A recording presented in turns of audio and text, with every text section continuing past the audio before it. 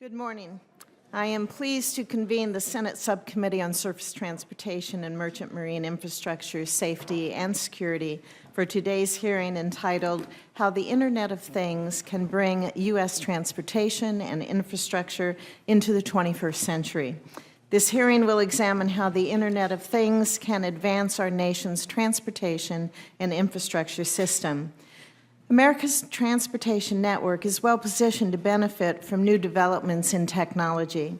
For example, the Internet of Things offers new ways to help alleviate congestion on our nation's roads, reduce cargo shipping delays at ports, and monitor rail and pipeline infrastructure safety. This growing interconnected network can inform policymakers on where to invest limited resources in road and bridge maintenance.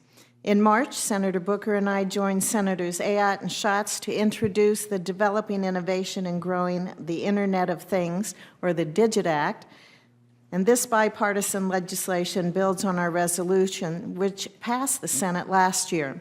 It calls for a nationwide strategy to drive development of the Internet of Things.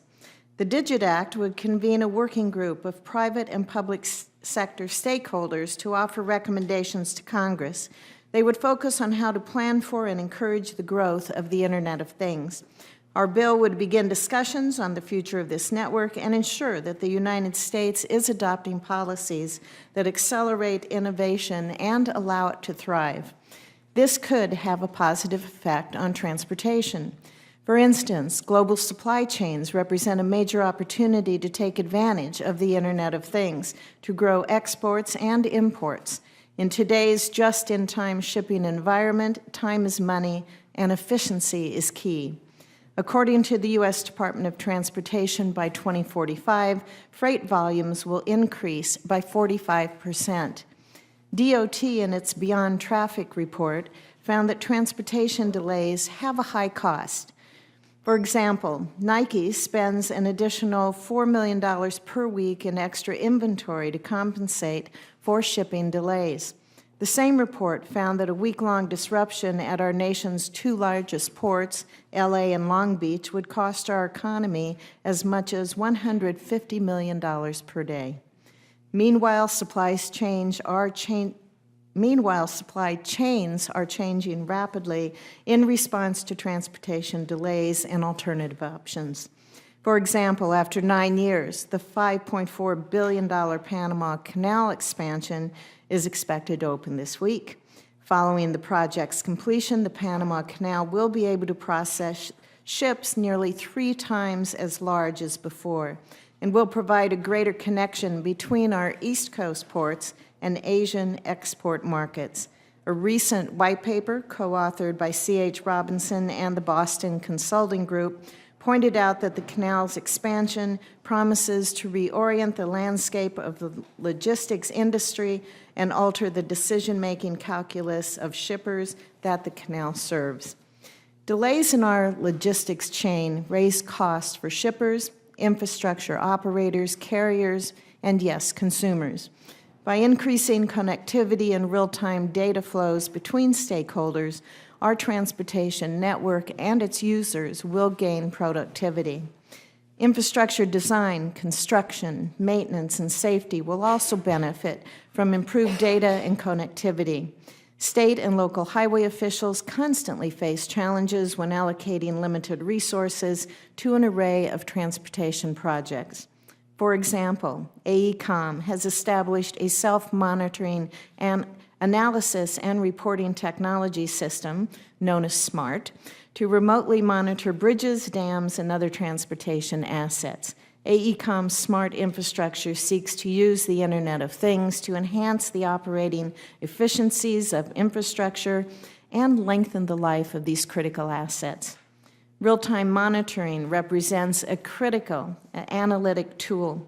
It can enable states and localities to expend highway dollars in a risk-based manner, thereby bolstering safety and infrastructure reliability.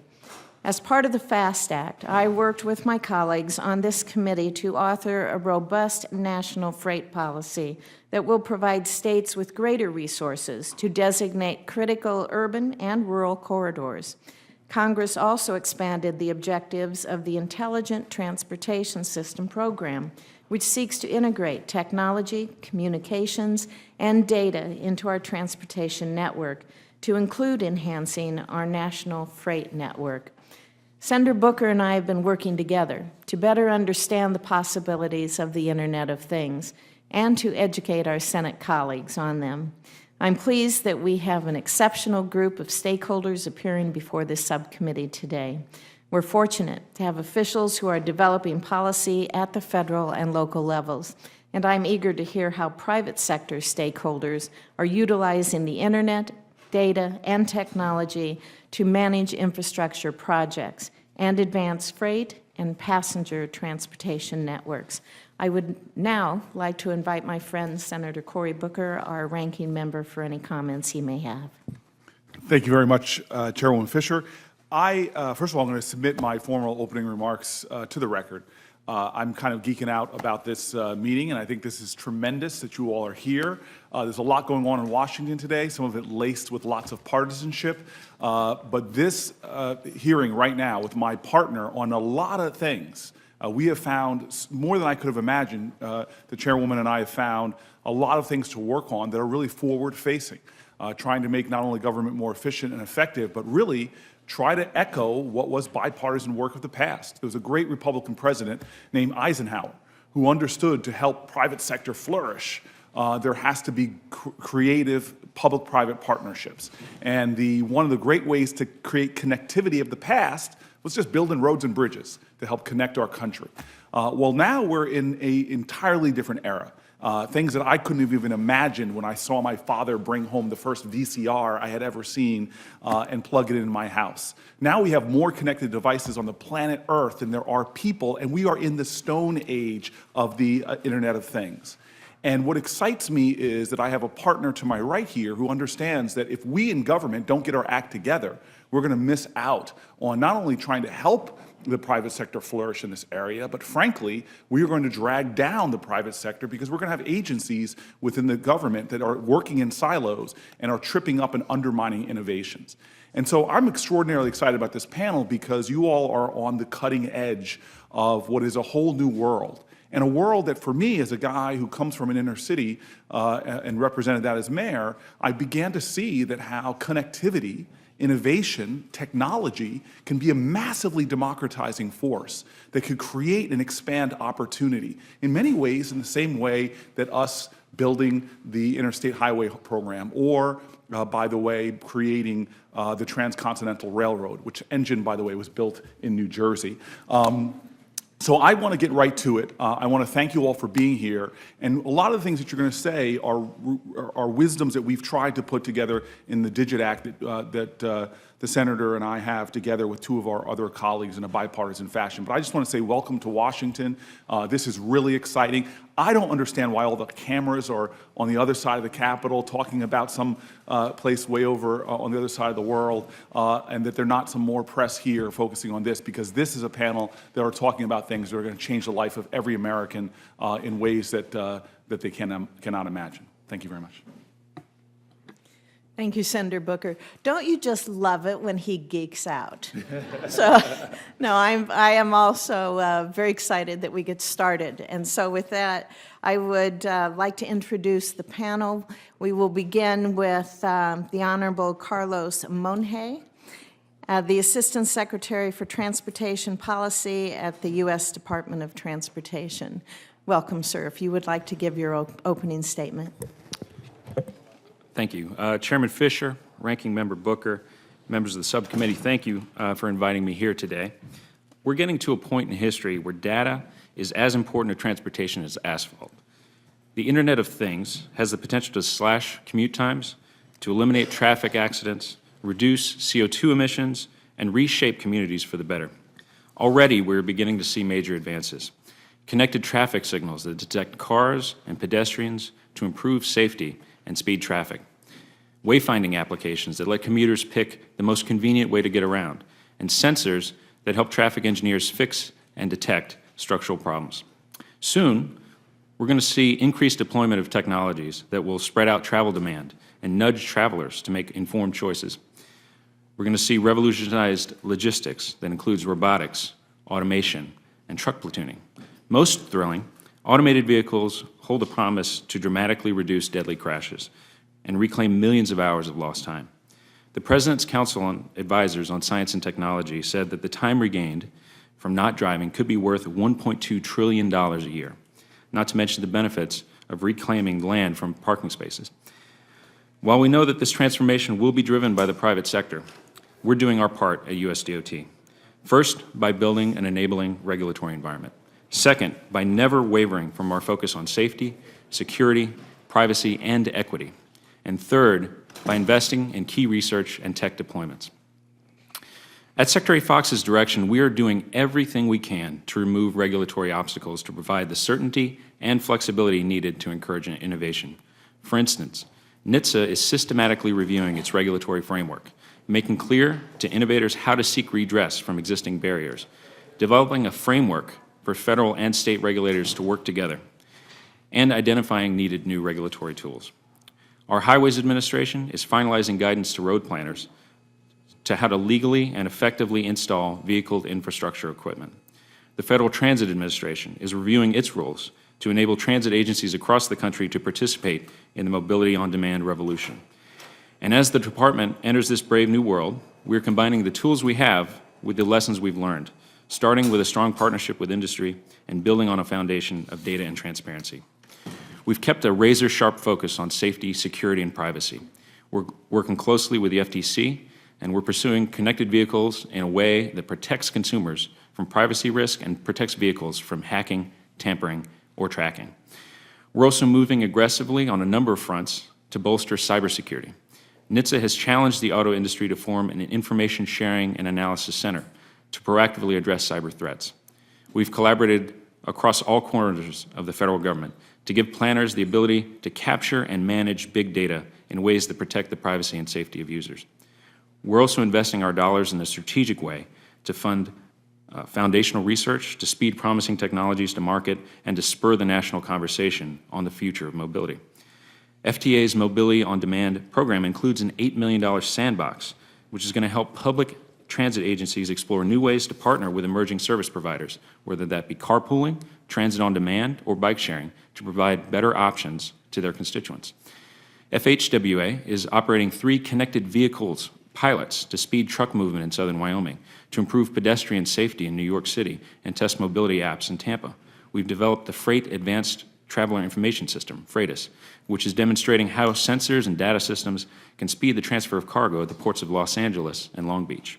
And last week, Secretary Fox announced the winner of the Smart City Challenge, a national competition to transform one mid-sized city using advanced data and technology. Columbus, Ohio, will receive $40 million from us, plus a whole lot of support from a host of partners. And the city is going to deploy electronic self-driving shuttles to connect its residents to BRT line. They're going to put sensors on their city fleet to improve safety.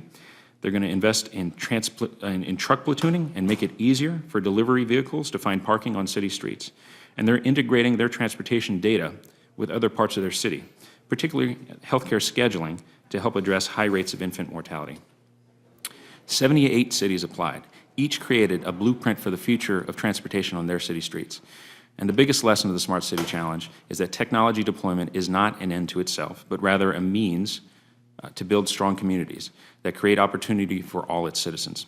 Thank you for the opportunity to discuss the department's visions. Thanks also for this subcommittee's leadership in holding this hearing, introducing legislation to speed planning for the Internet of Things. I'm glad to answer the questions you have. Thank you very much. Next, we have Ms. Salita Reynolds, who is the General Manager of the Los Angeles Department of Transportation. Welcome. Thank you. Good morning, Chairwoman Fischer, Ranking Member Booker, and thank you so much to you as well as Chairman Thune and Ranking Member Nelson for the opportunity to come and speak with you today. My name is Salita Reynolds. I'm the General Manager of the Los Angeles Department of Transportation. I'm also the President of the National Association of City Transportation Officials, or NACTO. I'd like to describe where we are, where we're going, and the challenges that we face. City of Los Angeles is investing millions of dollars into our transportation system to try and evolve our reputation as the car capital of the world into the capital of one of the most modern, sophisticated transportation systems in the world. Technology doesn't just change the outcomes in our cities, it changes us as well. And so it's important for us to stay focused on people first if we want to get to the best and brightest outcomes that are possible. If we rely solely on the private side, those benefits may only land where they benefit the wealthiest among us. Our role is to make sure that the rising tide lifts all boats. Back in 1984, Los Angeles hosted the Olympics. The hottest gadget was the Sony Discman, and we invested in an interconnected system of signals called ATSAC that relied on algorithms to move cars and people through our streets, in fact, more than any other city in the country. Today, we rely on painted signs and signals to speak to drivers. In the future, that information will go directly to the vehicles themselves. These digital interfaces between the city's infrastructure and the passengers' vehicles will improve the safe flow of people and goods, light and heavy rail, and even equestrians across the city. More than 2 million people today in Los Angeles are using apps to navigate our streets. Earlier this year, we launched a Go LA app. This app allows you to choose a cheaper, faster, greener way to get from point A to point B. We give sort of a level playing field and a mobility marketplace and let the consumer make the choice about how they want to travel around our city. The next step is to evolve that into a universal payment platform where people can actually make that choice, pay for that choice, and be on their way all in the palm of their hand. We're currently launching electric vehicle car sharing in the heart of our city. While car sharing markets have evolved in some areas, we are deliberately making this accessible to people who stand to benefit the most. We're investing public dollars and to bring in private sector investment. City government has a powerful role to play to ensure that new services are understandable, legible, and accessible. We embed the needs of older adults, people unfamiliar with smartphones, or those that don't have bank cards. We partner with community groups to help people navigate possible language and cultural barriers. We are also preparing a pilot of on-demand public transit and requesting funds to upgrade signals and streets to, for example, hold a signal at red if it detects a driver about to run the light, turn signals green for transit emergency vehicles, and alert transit operators to the right speeds to get a green wave. And we are requesting proposals to develop what we call mobility hubs throughout the city at major transit stops to bring car share, bike share, and real-time transit information to travelers. Our interest is to use technology to treat people with hospitality. We want it to be a convener and not a splitter. Older technologies are also re-emerging in new and interesting ways. We're outfitting our city buses with Wi-Fi and real-time location updating and becoming safer and more convenient. Bicycles are increasingly being electrified and appified to be an easier, safer, healthier, and even more fun way to travel. Maybe most importantly, a more fun way to travel. Signals are becoming smarter to help emergency responders and transit be more efficient than ever before. I want to underscore that the technologies of today are not static, and we don't want to become too wedded to one mode or pick winners and losers or ignore the real equity issues that we face. Autonomous vehicles may reduce the number of human errors occurring, but also have the potential for increased traffic, emissions from additional driving, on-street congestion, and could be very expensive to own. Technologies such as alternative fuels and shared mobility will change the funding framework. We hope that we can work closely with our partners at USDOT to continue to have a conversation about initiative funding and direct aid to cities, about realigned and flexible funding, about requiring technology to be built into transportation at the most fundamental levels, and to pivot from expansion and to modernization and management. So fixing it first and making our infrastructure smarter rather than continuing to invest in expansion. Data sharing is key to us. Ongoing investment into mass transit like high-capacity rails, because one of the most precious resources in cities will continue to be space, and preparing our workforce. As you can see, LA is an exciting place to be right now. We know that great cities generate traffic, but traffic doesn't generate great cities. Technology has the power to help communities achieve their visions, taking back public space from congestion, traffic, and parking. I want to thank Chairwoman Fischer, Ranking Member Booker, and the committee members for the opportunity to testify. Our cities are changing, perhaps nowhere as quickly as Los Angeles, and we need the federal government to work with us on funding, standardizing, and exploring the future. Thank you very much. Next, I'm going to go to Mr. Doug Davis, who is the Senior Vice President and General Manager of Intel Corporation. Welcome. Good morning, Chairwoman Fischer, Ranking Member Booker, and Senator Ayotte. And I really appreciate the opportunity to be able to testify this morning. As head of Intel's IoT group, I'm responsible for the company's IoT strategy and the underlying technologies. And all of that includes transportation and automotive. Intel has been delivering integrated or embedded computing for things for over 35 years. The investment, innovations, and standard leadership we've driven during that time provide the foundational elements of that IoT strategy. Intel defines the IoT quite simply as devices which are securely connected through the network to the data center or cloud. And it's the data from these things that can be shared and analyzed to solve problems. In fact, we believe that security is the foundation of the Internet of Things. Our hardware and software are designed from the beginning to be secure. We build security into the transistors or the way that we design our chips. In addition, we build security into the layers of software in these things, as well as the way in which data is moved from those things into the cloud. So we fully realize that safety and security are essential for the promise of the Internet of Things to be fulfilled. Transportation is one of the most promising sectors in the IoT. In fact, IDC has projected that global revenue from the transportation sector will reach $325 billion just by the year 2018. By converting vast amounts of data into meaningful, actionable intelligence, the IoT will help support solutions in terms of transportation safety, efficiency, mobility, and some of the infrastructure challenges. Indeed, innovations in the transportation sector are at the heart of the global race for IoT leadership, and that race is really competitive. In addition to the U.S., we see self-driving car trials on public roads in the UK, China, Germany, Switzerland, Japan, Sweden, South Korea, the Netherlands, and in Dubai. And that's just a handful. It's a kind of a big handful. But this is a big deal for U.S. technology leadership. Autonomous vehicles require highly advanced sensors to see the things around the car, a variety of technologies to enable collision avoidance, powerful in-vehicle computing and capabilities to calculate those vehicle trajectories, and secure, high-speed, ultra-reliable connectivity back to the advanced data centers of the cloud. These autonomous vehicles must become the ultimate learning machines. They're going to need to be able to make smarter and safer decisions than even the most skilled human driver. In fact, cars will become known as data centers on wheels. And in order for this to occur, these autonomous and 5G technologies will evolve at the pace of innovation because they're going to have vast global industry support and rapid marketplace adoption. Autonomous vehicles will also improve our efficiency and productivity, as I think has already been mentioned a few times. The average American commuter spends 38 hours per year stuck in traffic, which collectively costs the U.S. economy about $121 billion per year in just wasted time and fuel. The U.S. freight transportation industry alone could save $168 billion per year in fuel reduction, not to mention the benefit in reducing harmful emissions. For the U.S. to lead the world in IoT transportation and capture these vast economic and societal benefits that a modernized transportation infrastructure, autonomous vehicles, and 5G connectivity will deliver, Intel recommends that policymakers collaborate with the high-tech and transportation industries to develop an ambitious national IoT transportation strategy based on 5 principles. Number 1, prioritize safety to reduce the number and severity of crashes.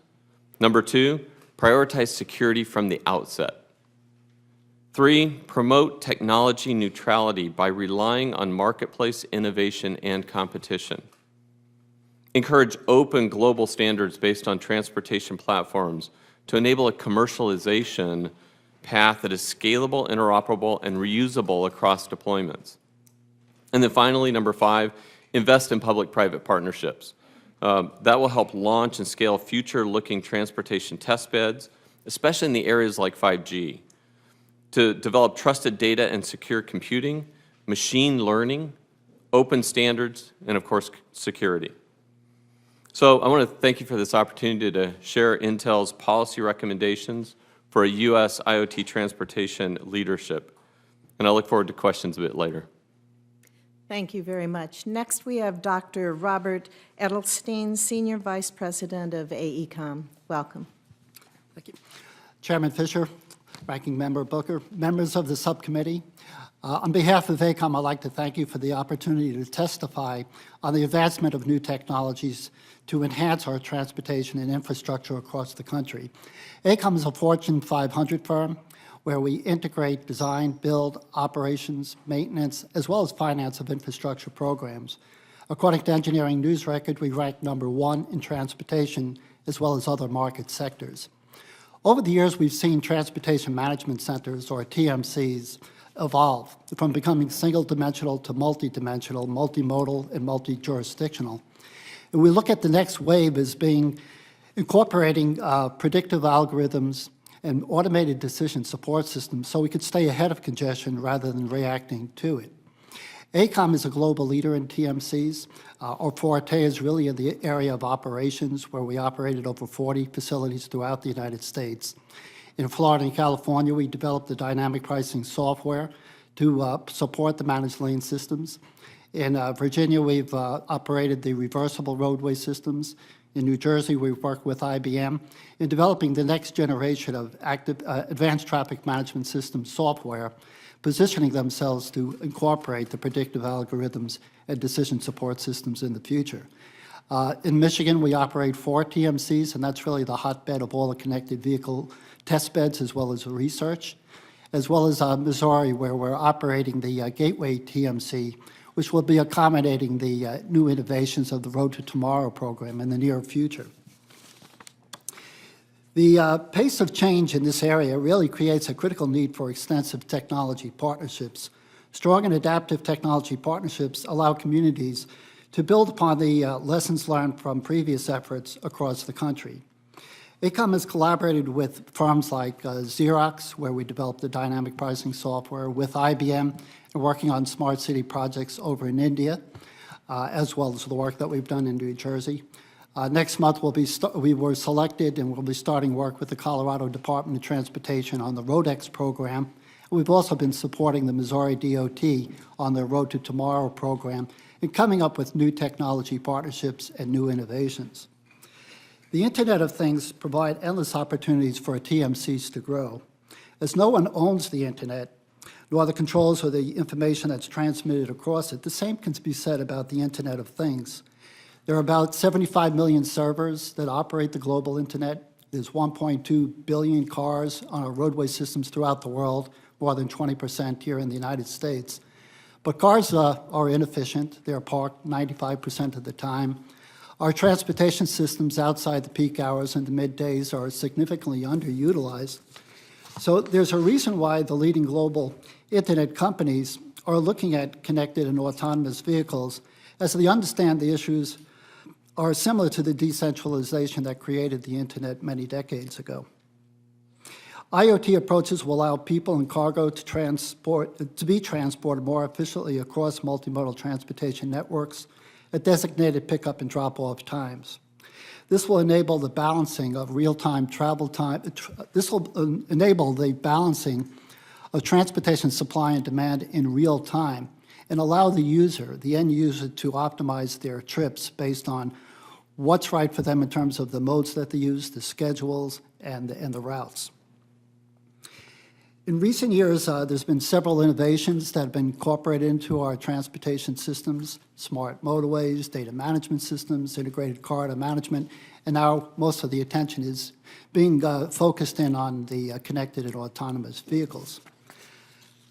I'd like to leave with you my vision of the future for the TMC of the future, at least in my perspective. The TMC of the present continues to focus in on traffic operations and safety, and rightfully so, while the TMC of the future will start accommodating these next-generation ITS strategies, managed lanes, active traffic management, et cetera.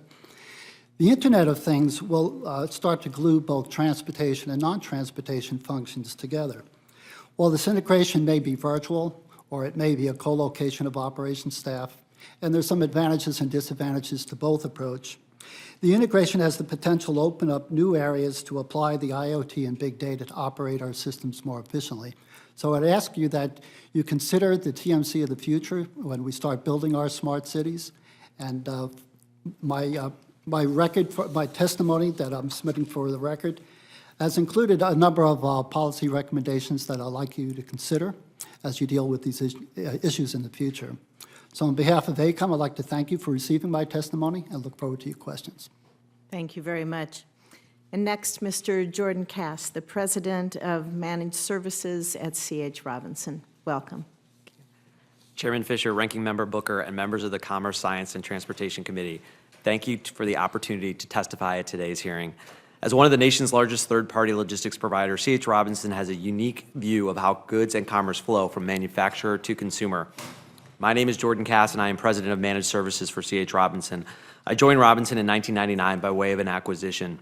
At that time, I created a startup within Robinson trying to figure out how to leverage internet technology within the supply chain. Today, that startup business manages over $3 billion of logistics spend in 170 different countries on behalf of our customers. Our mission is to develop innovative technology platforms paired with managed services that help our customers connect, automate, and optimize their supply chains. C.H. Robinson has over 150 offices around the world networked through our common proprietary platform called Navisphere, which provides our employees, our customers, and our carriers visibility to freight shipments around the country and globe. Today, we are also speaking on behalf of the Transportation Intermediaries Association, which represents 1,500 3PLs of all sizes. We do not own any commercial trucks ourselves, but build technology platforms and logistics services that streamline complex transportation management on behalf of our customers. Our diverse carrier base includes motor carriers, railroads, air freight, and ocean carriers. The division of Robinson that I lead works with some of the largest companies in the world, and this platform that we've developed serves as the platform these companies use to gain visibility and control over our supply chain. Our customers include companies like Microsoft, Delphi Automotive, and Ocean Spray. A major component of our value proposition is routing massive amounts of information and money quickly and accurately around the world. This is enabled by technology and automation, from the truck driver using our cell phone app to find available loads, to the customer who needs to find desired landed costs tracked to the item level. Data and the Internet of Things is driving change in our business. We are rapidly expanding these tools and information available to all trading partners across the supply chain. For example, a single truck owner-operator uses our app to check in like a GPS-equipped truck, and similarly, a global shipper can view tracking updates anywhere in the world via PC, smartphone, or tablet. Businesses today are part of a global, cross-functional teams of coordinating production, customer service, sales, finance, and transportation. They work together toward an end goal of customer experience and agile market response. As Congress considers the implications that an increasingly connected world has on policy, we see things differently from a supply chain and flow of goods viewpoint. Today, others have discussed privacy and IT infrastructure. However, we think that Congress also needs to look at practical issues regarding freight movement brought about by the Internet of Things. We fully understand that the subcommittee does not have jurisdiction over all the issues I will mention. However, the Internet of Things has forced us to look holistically with our customers at end-to-end supply chain practices. We want to reiterate that the greatest challenge Congress and subcommittees may have with the Internet of Things is that it will force the government to work across silos or be left behind by more agile governments. The following are our recommendations. First, tax rates. Many of the companies leading the revolution around the Internet of Things are operating with a tax code designed for the 1980s. For example, C.H. Robinson is a service company with no assets, and we pay a full U.S. corporate tax of 35%. Even though we are 208 on the Fortune 500, we are a Fortune 100 corporate taxpayer. If Congress wishes to incubate globally leading companies, a corporate tax form is a prerequisite. World-class customs agency. We see the U.S. customs clearance process as a significant risk to supply chains. When the ACE system goes down for 2 hours during produce season in San Diego, it impacts supply chains across the nation. Congress needs to make sure our U.S. Customs Agency provides a world-class service and works well with agencies to ensure safe and efficient movement of goods. Increasing resources for cargo theft deterrence. Cargo thieves are using the Internet to target specific freight. Law enforcement is challenged to investigate cargo thefts and victims in many locations. A stolen load of almonds may originate in California, be stolen in Nevada on a truck based out of Missouri. We recommend increasing penalties for cargo theft and providing law enforcement resources to fund cargo theft-specific units. land use and planning around the rise of megacities.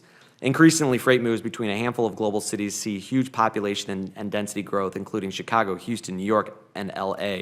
Issues of land use, truck parking, congestion, vehicle size, and operating hours all interact with the growth of things and the speed of change of delivery direct to the consumer. Thank you for the opportunity to provide insight into how the Internet of Things is impacting supply chains.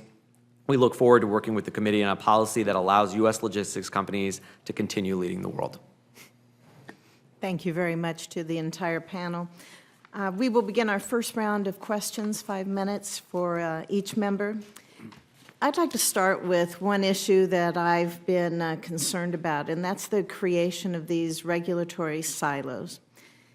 And I'm worried about the lack of coordination between government agencies where we may see duplication take place and cross purposes happen on this with regulations. When my ranking member and I and 2 other senators introduced the Digit Act, one thing we wanted to be sure to do was have a working group created, and we did that. And that's a working group with government and also private stakeholders. And we want to make sure that we can look at streamlining and having complementary regulations between agencies when we address the Internet of Things. So I would like to ask all the members of the panel, what do you believe is causing these regulatory silos? And what do you think is the best way that we can encourage cooperation among agencies in order to look at how best to allow that innovation and creativity to continue to take place with the Internet of Things? Who would like to start? Yes, Doctor. I think the Departments of Transportation, including the U.S. Department of Transportation, has already taken that first step. And the first step is really Transportation Systems Management and Operations, or TSM&O. And the way I look at it, with TSM&O and IoT, when those two worlds collide, it's going to really unleash unlimited potential. What Transportation Systems Management and Operations is focused on is creating operational integration between the various modal partners, whether it be buses, trains, toll roads, freeways, or arterial operations. It's also aligned with performance metrics, so everybody has some skin in the game with regard to defining what those performance metrics, tracking those performance metrics, and making sure that we're making certain improvements that's noticeable by the end user, which is the traveler. So again, it's not a regulatory issue, but it's more of an operational issue, and I think that is starting to come together rather quickly in many states throughout the country. Mr. Davis. Chairwoman Fischer, I think you're asking a great question, and let me touch on a couple things. First, I want to applaud the work that has been done on the Digit Act and the goals that's trying to achieve. I think that's a very important direction for us to be taking with regards to Internet of Things. You asked an interesting question about the history in terms of why we have these silos, and I think it's really been because of the optimization that's been needed in those various different industries, right? We want to optimize what's happening in shipping, optimize what's happening in retail, in the network infrastructure. So I think that's been a very natural kind of evolution. But as we think forward around the Internet of Things, that'll be one of our challenges to scale, is to have these local optimizations, because we're seeing that these technologies needed to create the connectivity between things and the data center or cloud will need to become more and more common. And that's why we're advocating the implementation of open platforms, right, to allow for much greater flexibility to break down some of those silos. That will be essential for the Internet of Things to be able to scale. We look at 5G technologies. We look at what we're trying to accomplish across the industries with regards to security. These things are going to have to become much more open. They're going to have to be driven by public-private partnerships to define the right capabilities. That's what's going to enable scalability as we go forward in the Internet of Things. Do you think we're going to have to see a collision take place before we will have that openness, or will we be proactive in trying to head it off before we get there? Well, obviously, I'm hoping that we can be proactive and avoid a collision. But I think that's really why it's important to think about this globally and think about what's happening in other parts of the world and have that national IoT strategy for the U.S. to really be in a leadership position to help shape how that evolves. And I think as far as we can think ahead and be proactive, that'll avoid that ultimate collision. Okay, thank you. I'm running out of time, but if the other three witnesses can give me a short answer. Yes. Senator, your question is exactly right, and it's something that we've been driven to do by the White House has directed us. We're working very closely with the Federal Trade Commission when it comes to privacy. They're in charge, but we have a huge stake in it, and we're working very closely with them. The National NTIA on issues of cybersecurity, broadband access, and the FCC when it comes to spectrum. But we're not only reaching across the federal government, but also down into the states as well. And as NHTSA is establishing their regulatory framework, we're working very closely with the states because what you don't want to have is a patchwork. Okay. Ms. Reynolds, did you have a comment? I appreciate the question, and obviously government silos are nothing new. They're something that we've struggled with for quite a long time. I think that what it really comes down to is the way that we measure success is often at odds. And so Dr. Edelstein's point about having a shared performance metric and hearing a clear signal, which we've heard from USDOT and the federal government, that the road to funding is paved with partnerships. And that if you want to be at the table, you need to bring private partners along with you, you need to bring the state, you need to bring your region, are really bringing up some very uncomfortable sacred cows that we have to wrestle with. So I think that's one of the major ways that there's been kind of a happily forced arranged marriage among different sectors of the public and private side. Right. And Mr. Cass, shortly, if you could condense, I Very quickly. apologize. And my expertise is supply chain and technology. It's not government. So having You're said the best that, one to answer the question. having said that, as I said in my testimony, I think these walls need to be broken down. If we don't do this, what's going to happen is there are two supply chains at work. There's a physical one and a virtual one. The virtual supply chain is about moving information and money. That, in the Internet of Things, that's going to be visible. If we don't fix this problem, all of the problems that exist today, the nodes, the failure modes, those are going to be exposed on a massive scale. So we've got to get out in front of this and get out in front of it quickly. Thank you very much. Senator Booker. Thank you very much.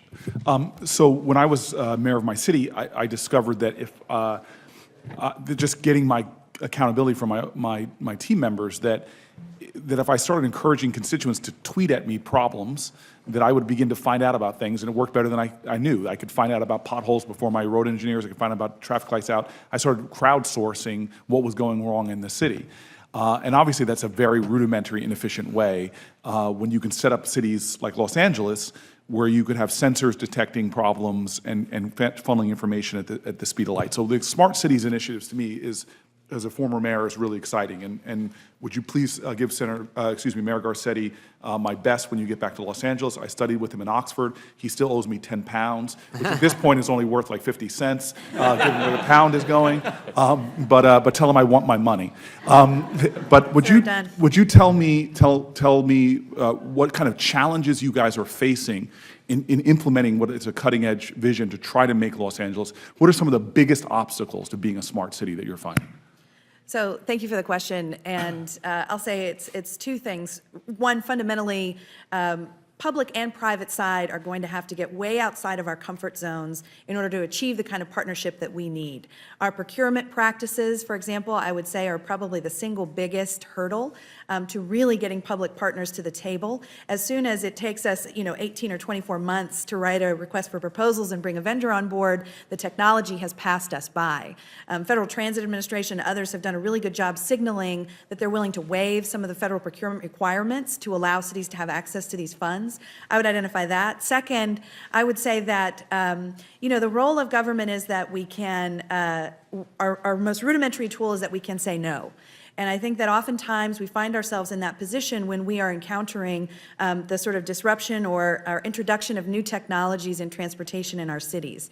We need to pivot to using one of the other sort of lesser used powers of government, which is to bring people together, to convene, possibly to regulate, and to make sure that, the price of entry into our cities is that you have to serve them equitably. I'll just give one example.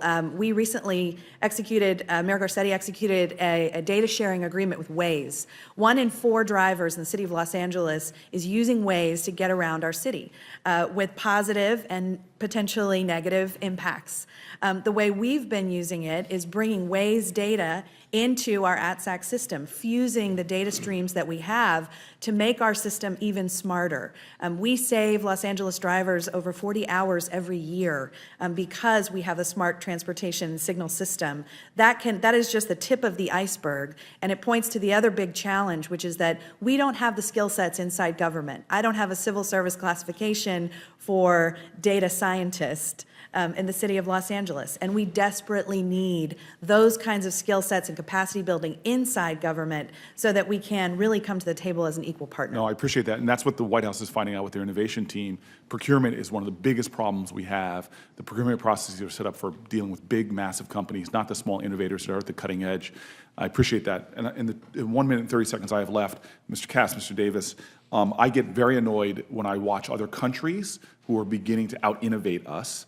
We should be the innovation capital of the globe. I'm a competitive guy. I want us to be #1. But when I see government regulations choking things like the drone industry, for example, and watching innovation in that sector go over to Europe as opposed to here, because we haven't created an environment that's best for that. So to the 2 men who are in the private sector, could you guys just tell me what are other countries doing better than us that we should be doing better than them? Please start. I think it's a great point, and that's one of the reasons that we've been advocating for public-private partnerships, right, is to be able to bring private industry alongside what's happening from a regulatory standpoint, as well as what's happening in areas like academia, right, to be able to provide those kinds of partnerships to go off and define what needs to happen. Again, the emphasis is on what, as opposed to the very specific how of the implementation. That's what we often find ends up happening when we try to put regulation in place too early, as the technology is still rapidly evolving. We should agree on what we're trying to accomplish as opposed to the very specific implementation. And that's one of the things that we find as we look at what's happening globally is that opportunity to innovate much more openly. Jordan, why don't you hold on, because I want to be respectful to Senator Cantwell. She's a dear friend, and I don't want to make her angry. And I'll let her go. We'll come around to another round if Yeah, the no chair problem. says that's okay. Yeah. Thank you, Madam Chair, and thank you to the panelists. Is it Monet? Monet. Thank you so much for your work. I wanted to talk to you and to Mr. Davis about freight, because this is something that we want to be strategic about in the United States, the opportunity to ship more goods to markets overseas from the U.S., very important economic strategy for us, but it has to move in a timely fashion, and obviously there's lots of challenges. So how is the Department of Transportation, we've had this now strategic freight plan. How are you working with the Internet of Things? We had, I think it was one of the California ports here last year, and they talked about the efficiencies that you can roll out at our ports by having this kind of data and information on cargo movements and on trucks. Yes, ma'am. Well, thank you for the question. And freight is the lifeblood of our economy, and this Congress has been on the record in really pushing us as a department to come up with a strategic plan to work with states. In terms of the Internet of Things, it has the tremendous potential. We know we're going to see 45% more freight over the next 30 years on our roads, on our ports, across our seaways. Some of the things we're doing include testing and proving the quality of the technology called Freightus, which we're implementing at the ports of Long Beach and Los Angeles, and it's helping drayage operators get cargo off of ships and to where they need to go a lot quicker. We've got a connected vehicle pilot in Wyoming that's really focused on speeding truck traffic along Interstate 80, which has major weather events. And so how are we using technology to move that forward? As part of our Smart City Challenge, we actually got a lot of really neat examples of communities that are trying to figure this out for themselves. Columbus is proposing, and they won, so they're going to be able to implement the ability to practice truck platooning along smart corridors, better ways to do urban parking. One of the neater ideas that came is from Austin, which is actually looking at shared urban delivery lockers. So people, as they get off the bus, will be able to pick up their groceries or a package, and they don't have to make an extra trip to get there. So we're doing a lot of foundational research in the maritime area. We know that this is a tremendous area of opportunity, and that we need to be partners in that process. Well, Mr. Davis, I think the average tractor trailer gets something like 6 miles per gallon. So anything we can do to increase the fuel efficiency there is going to be a huge savings. And I know that, again, DOT has a super truck. Is that what you were referring to, the super truck program? I didn't get the acronym you used for your. Freightus is what I refer to. How do you spell that? F-R-A-T-I-S. Okay. Well, I know you also have a super truck program, and it's focused on getting more like 9, almost 10 miles per gallon. So how do you think that some of these tools could be used to help the transportation sector on timing on deliveries? I think we've seen some really exciting technologies in their early stages. I think Mr. Monhe talked about a couple. Mr. Cass even described a few, which is to be able to put technologies in trucks that enable us to understand how they're being driven, and to be able to provide feedback to the driver about how he or she can drive more efficiently. We've seen this implemented in a couple of large trucking firms already, and they see some of those pretty impressive improvements in fuel efficiency. I think that's one. We're seeing technologies evolve that allow us to be able to very cost-effectively identify the location and the conditions of high-value freight, so that we know where it is, we know what kind of conditions it's being subjected to. And then to be able to use autonomous technologies, right? To be able to identify maybe containers that are coming in on a ship with where trucks are located, to be able to synchronize the way they're offloaded to take advantage of the trucks or the traffic conditions to move that material effectively. So we're seeing some very interesting early stage technologies. The challenge is how we make that more and more common across all of those applications to enable it to scale. Well, I think we learned in air transportation now that there's a cell lot, and everybody hangs out in the cell lot. I think that that statistic is quite impressive, a 45% increase in freight traffic. I mean, we want the United States to make things, we want to sell things, we want to move them, but the congestion level at the ports is so great. So a strategy that could more ease that traffic in there and move it in a more systematic way would be huge savings and would help us with our competitiveness in manufacturing. So I hope that we'll stick with it. Thank you, Madam Chair. Thank you. Thank you, Madam Chair. The Internet of Things leads also to the Internet of Threats, because obviously every device that has the Internet built into it then becomes subject to hacking. That's just the bottom line. So you have to basically deal with the digital tale of two technologies. It's the best of technologies, it's the worst of technologies simultaneously. So if you don't deal with the threats, then all you are doing is ignoring the inevitable problems that are going to be created. So really today's new cars are just computers on wheels. That's all they really have become, and that's why in 2013, and again last year, Senator Blumenthal and I asked 20 automakers what they are doing to protect our computers on wheels. And here's what we learned. Thieves no longer need a crowbar to break into your car. They just need an iPhone. Last year, we witnessed firsthand how easily cars can be hacked. We watched as hackers remotely took control of the brakes, the steering, and acceleration of a Jeep Cherokee. Chrysler had to recall 1.4 million vehicles to fix this cybersecurity problem. But in this new Internet of Things era, cybersecurity just cannot be an afterthought. Rather than addressing cybersecurity problems after a hack has occurred, we have to ensure robust cybersecurity protections are built in to these technologies right from the beginning. And that means that we need enforceable rules of the road to protect driver privacy and security. And that's why I introduced legislation with Senator Blumenthal, the Security and Privacy in Your Car Act, or SPY Car Act, that directs the National Highway Traffic Safety Administration and the Federal Trade Commission to establish federal standards to secure our cars and protect our drivers. So for all of the panelists, please answer yes or no. Do you believe that cars should have mandatory cyber security standards, including hacking protections that protect all access points in a car, data security measures that prevent unwanted access to all collected information, and hacking mitigation technologies that can detect, report, and stop hacking attempts in real time? Dr. Edelstein? Definitely, yes. Yes. Okay. Mr. Davis? Definitely yes. The one thing I would add is I think it's important to define what we need to accomplish to address the things that you described, but also to allow technology to evolve quickly. But if it evolves and it's still not installed, we should mandate that it's installed. We should, yes, we should define requirements to ensure these things are secure. Mr. Cass? Yes, we need the appropriate controls, but I agree, we need to do it in a very balanced way that doesn't kill innovation.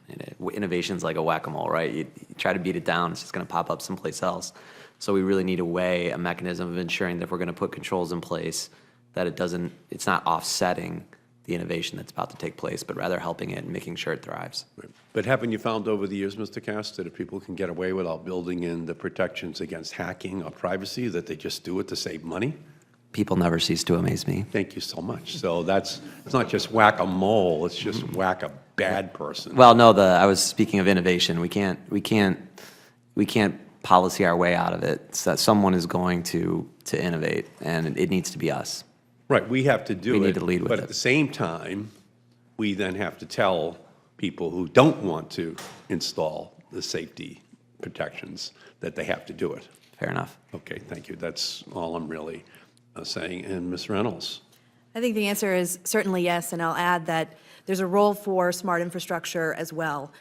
One of the few benefits to having started our connected signal system in the 80s is that it's all hard fiber and it's virtually unhackable. There will be a role for infrastructure to manage not just the hacking, but the 12 or 20 different vehicle software technologies that are out there.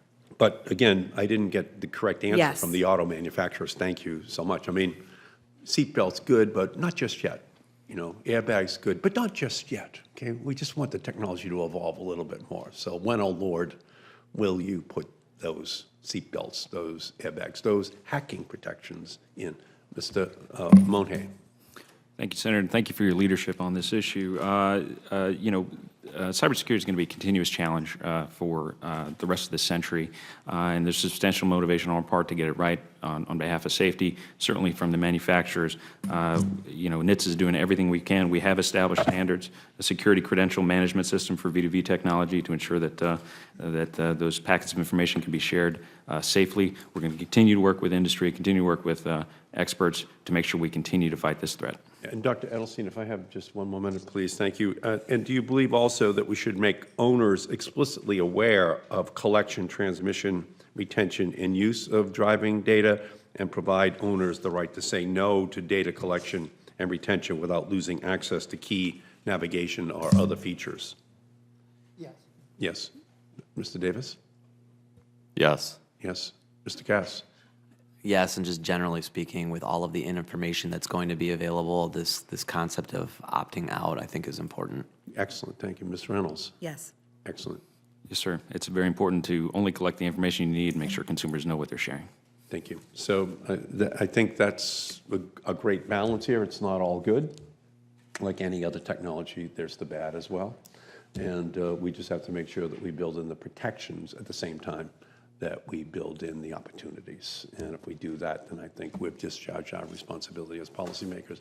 I thank you, Madam Chair, Mr. Ranking Member, for this very important hearing. Thank you, Senator Markey.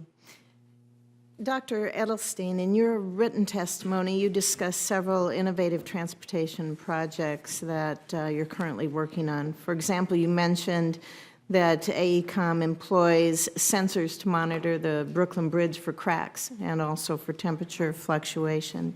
What's the impact of real-time data monitoring on our nation's critical transportation infrastructure assets, especially as it relates to public spending on maintenance? Yeah, no, we're not, we're not monitoring the Brooklyn Bridge. That was a case example that other people are doing, but it has nothing to do with AECOM. I just wanted to get that out. Again, in my vision for the control centers of the future, I really see it getting into not only moving people and cargo more efficiently, but also asset management in real time. This way, we could put sensors out on our bridges, and we could monitor smart buildings with regard to energy systems. We could monitor, we could put sensors out on our water systems to see if there's any potential leaks in the pipes that will cause inefficiency. So what I'm looking at is a control center. Again, it could be a virtual control center. It doesn't have to be a one, massive building. A control center that would monitor all of the assets that the agencies own, operate, and maintain. And I think by doing that, you'll get more efficiencies, and I think it'll dovetail very nicely with the smart city concept.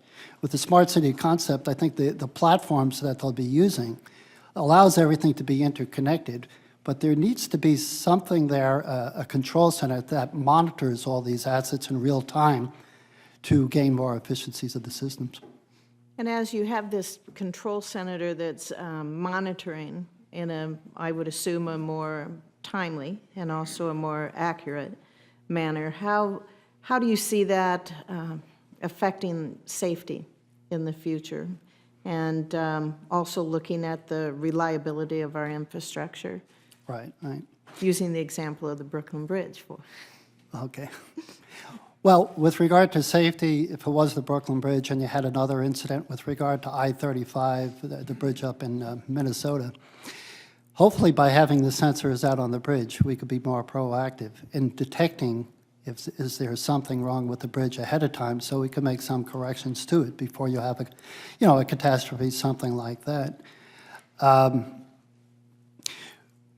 In terms of reliability and other forms of safety, the traffic management centers are already doing that. They're able to detect an incident or a lane closure or an accident in a lot faster than the way that we used to do it without the technologies embedded into the systems. For example, we've been working on a project down in Miami for about the last 10 years, operating their control center. When we first started, it took about 50 minutes or so to clear a lane blockage incident. Now it's about half that time. That half the time translates into safety benefits as well as travel time reliability. In terms of safety benefits, for every minute that we save in a lane blocking event and clearing that lane that much faster translates to nearly 3% of a probability of a secondary accident happening.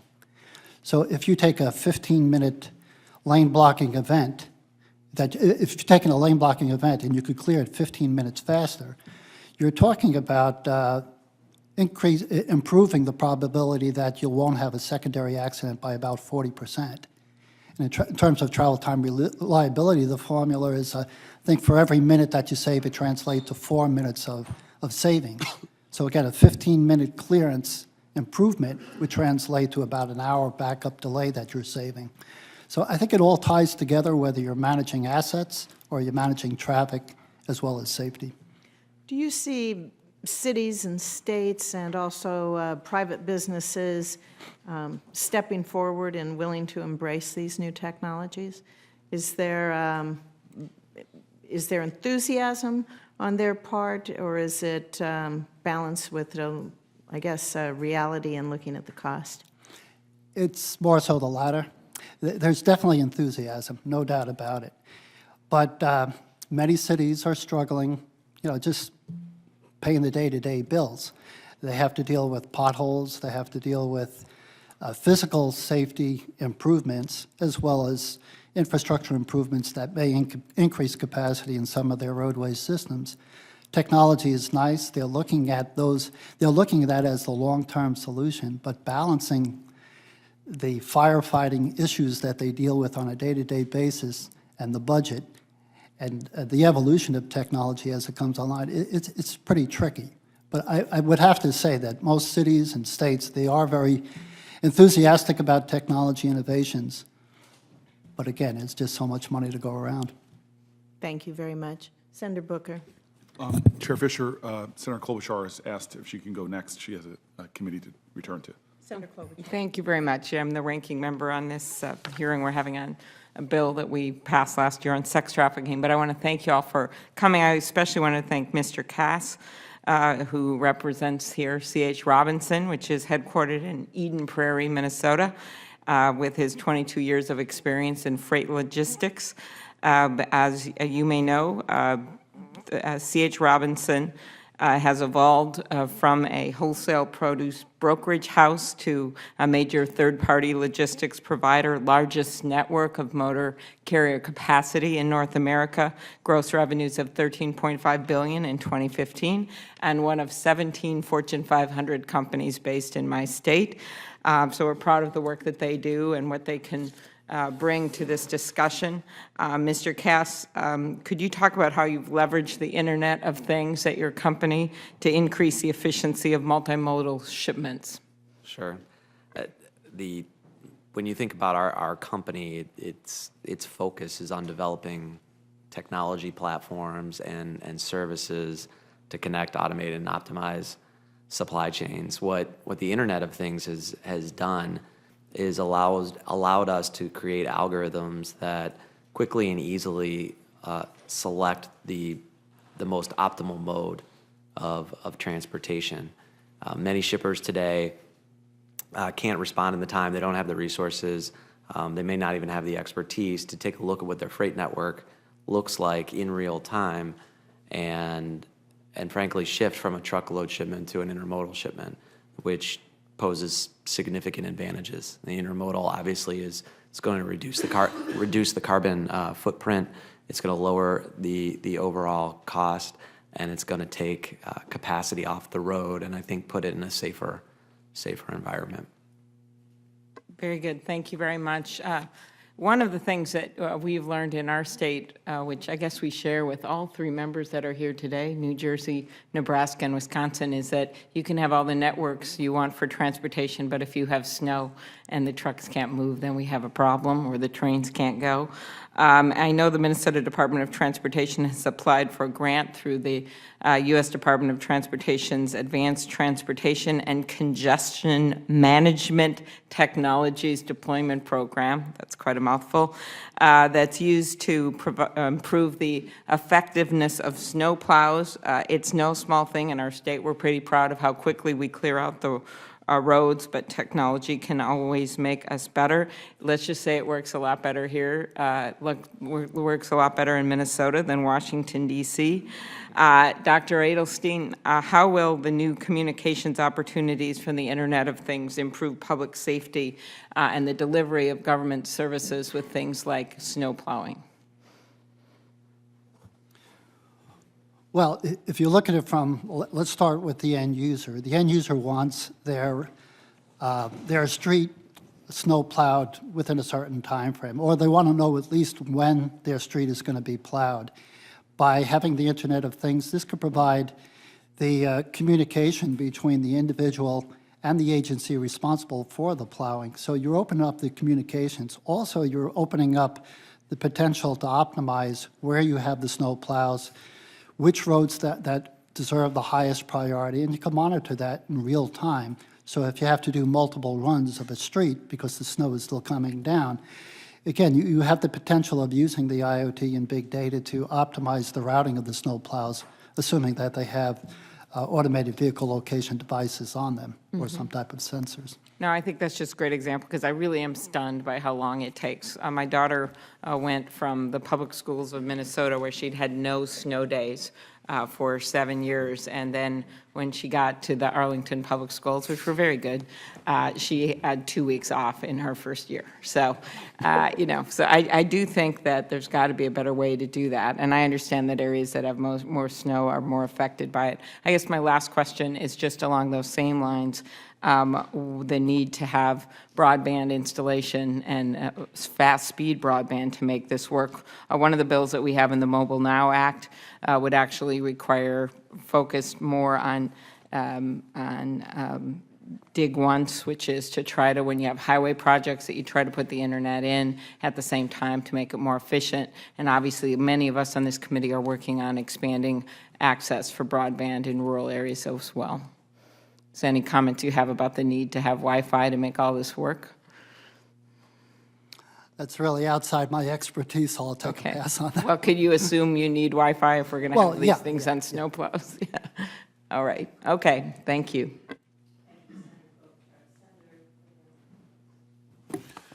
Just want to finish up on the questioning I was in before about what other countries are doing that's better than the United States. What can we be learning so we can, again, continue to be the global exporter of innovation on the planet Earth? So, Mr. Davis, you were sort of finishing your answer. I didn't know if you wanted to add any more before I go to Mr. Cass or Dr. Edelstein.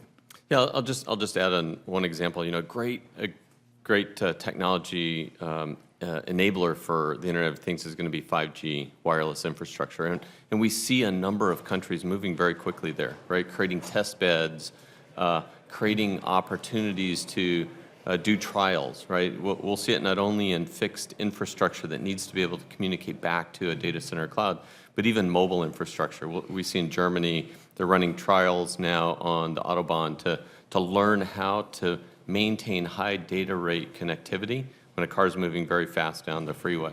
We see around the Winter Olympics, Summer Olympics coming up in the future in South Korea and Japan, right? Doing, again, early pilots, early test beds. I think the more that we can do things to foster those. But why aren't we doing those here? And by the way, with the 5G, is some of the innovations because you have a more predictable, understandable marketplace for innovation and patents and the like over in Europe now than you necessarily do here? Is that some of the reason why they?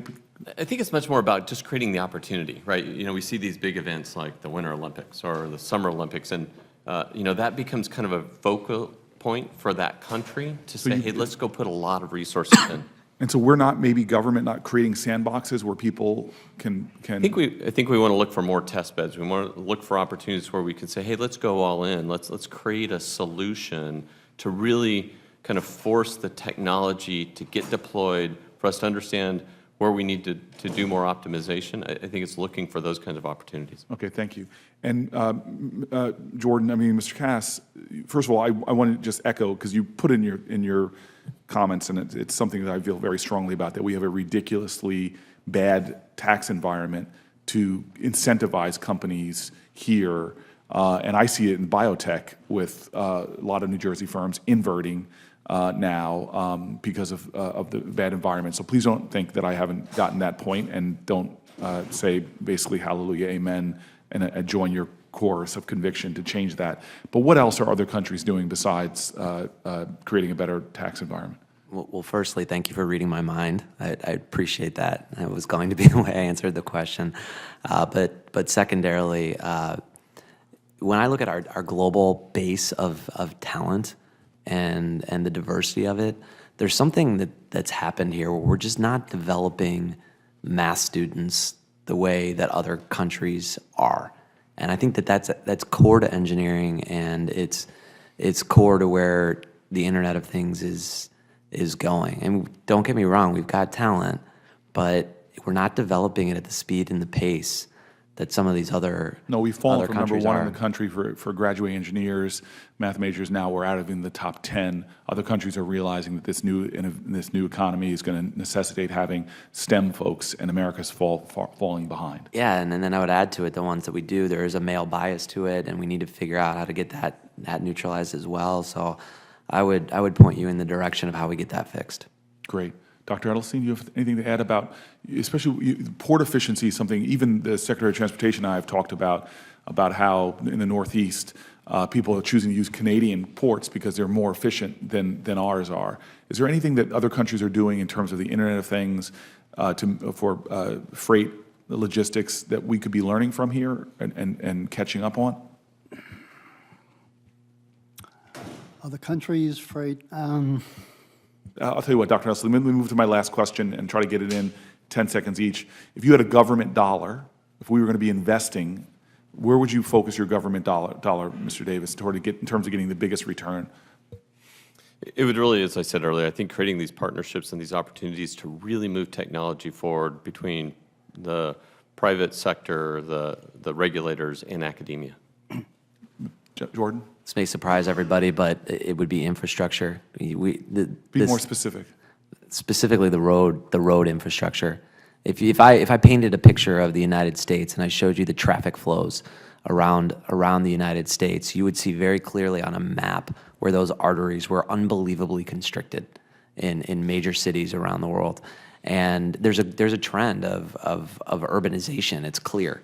There were 10 megacities, so cities over 10 million in population. There were 10 megacities, I believe, 10 years ago. Now there's 23.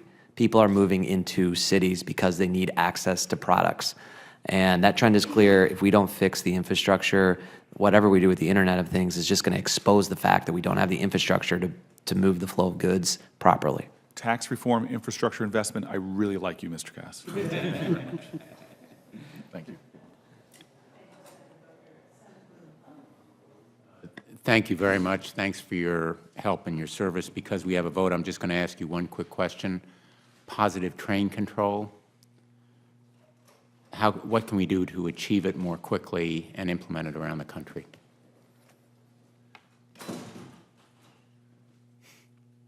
Well, I'll start. Thank you, Senator. And we've been pushing positive train control, and thank you so much for your leadership on this issue. I think we're very excited at the Department of Transportation that we've got $199 million to spend, thanks to the FAST Act, to help commuter rails get on board. There's still significant challenges across the rail industry to implementing this, including access to spectrum, including equipment issues.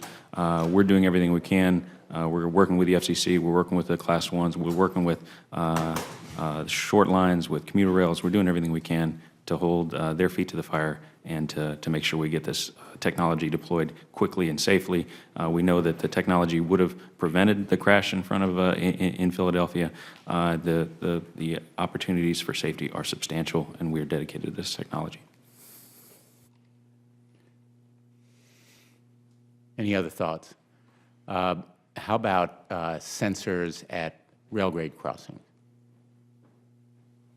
These are practical rail safety measures that will save lives. Yeah, I think it's an excellent idea. Unfortunately, it takes probably a good mile or so before the train to slow down to get to the point where that railroad crossing, where that person that might be in the railroad crossing would avoid getting hit. I live in Florida. We just had an incident like that last week where a family of 4 was at the railroad crossing. 3 of them got out, but 1 of them got hit by the train. The communications needs to be obviously with the driver of the train. To bring it back to a control center wouldn't give you enough time to react. In urban areas where you have railroad crossings spaced 3 or 4 per mile, it becomes a real tricky situation. Now, with the Internet of Things, this might be able to be managed a little bit more efficiently than the way we used to do it in the past. But I think there's a lot of upside potential in addressing these issues in railroad crossings. Thank you all. Thank you. Thank you, Senator Blumenthal. I'd like to thank the witnesses for being here today. I think we had a great hearing. I appreciate your answers. The hearing record will remain open for 2 weeks. During this time, senators are asked to submit any questions to the record. Upon receipt, the witnesses are requested to submit their written answers to the committee as soon as possible. With that, the hearing is adjourned.